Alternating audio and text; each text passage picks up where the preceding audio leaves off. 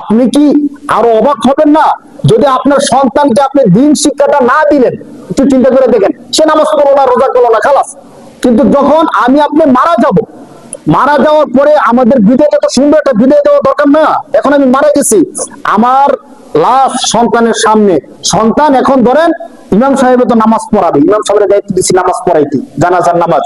আমার সন্তান আমার পিছনে দাঁড়াইলো জানাজার নামাজ পড়ার জন্য, জানাজার নামাজ পড়বে। এখন সে সে জানে না জানাজার নামাজের নিয়ত কি, কিভাবে জানাজার নামাজের নিয়ত করতে হয় আমার সন্তান কি জানে না, তাহলে সে কি নিয়ত করে দাঁড়াইবে? আমার একটু বলেন তো।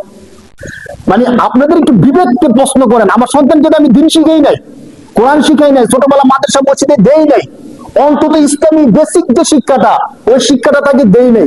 না দেওয়ার কারণে এখন আমি কবরে যাব, এর আগে আমি খাটের মধ্যে শোয়া আছি, আমার জানাজা পড়বে, কিন্তু সন্তান তো জানাজার ইয়েটা পারে না, নিয়তটা পারে না, কি নিয়তে জানাজার নামাজটা পড়তে হয় জানে না। সেখানে সে দাঁড়াইলো, আচ্ছা দাঁড়াইয়া আল্লাহু আকবার বললো, সবাই আল্লাহু আকবার বলে আমার সন্তান কি বললো?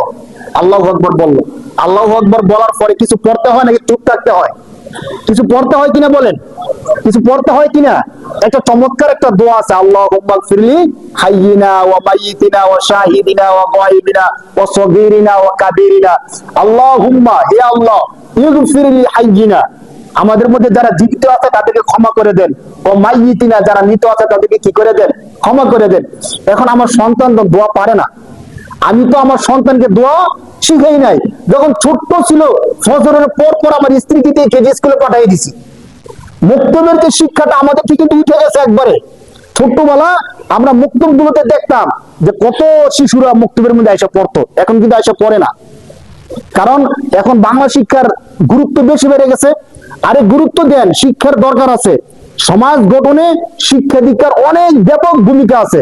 তা আমি সমাজ গঠনে আমার সন্তানের ভূমিকার জন্য দিনের শিক্ষাটা দিলাম না, কিন্তু আমি যখন মারা গেলাম আমার লাশকে সামনে রাখা আমার সন্তান জানাজা পড়বে, এখন জানাজার নিয়তটা সে জানে না, জানাজার মধ্যে একটা দোয়া পড়তে হয়, ওই দোয়াটা সে জানে না।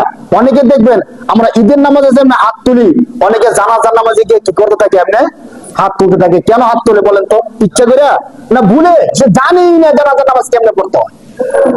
এর চেয়ে দুর্ভাগা বাবা কি আর আছে? আপনি সন্তানের দোষ করে দেন।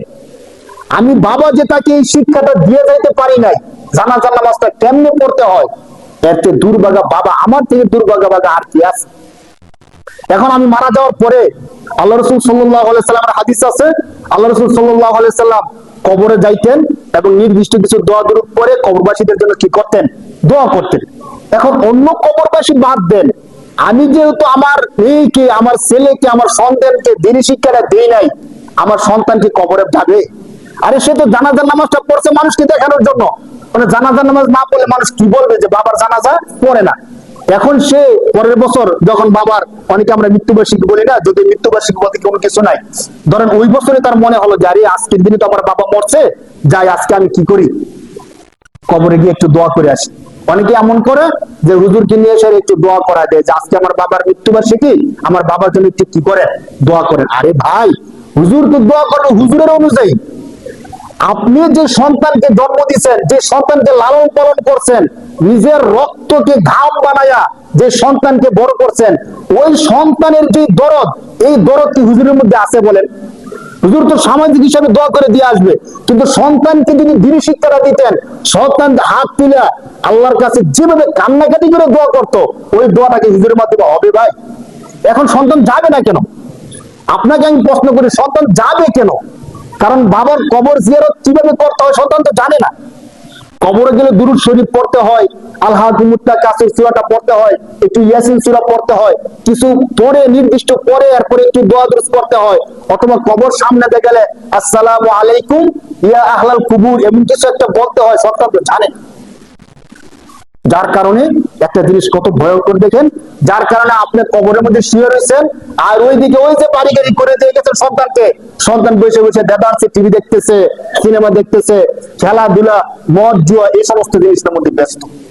শুধু এই সমস্ত জিনিসের মধ্যে ব্যস্ত, এই সন্তানের ব্যস্ততার কারণে আপনার নাতিগুলো এবং বাজে জিনিসের মধ্যে ব্যস্ত হয়ে যায়, যার কারণে যুগের পর যুগ চলে যাবে, আপনার কবরের সামনে গিয়ে কেউ সূরা ফাতিহা পড়ে দোয়া করবে, লোকটা আপনি পাবেন না।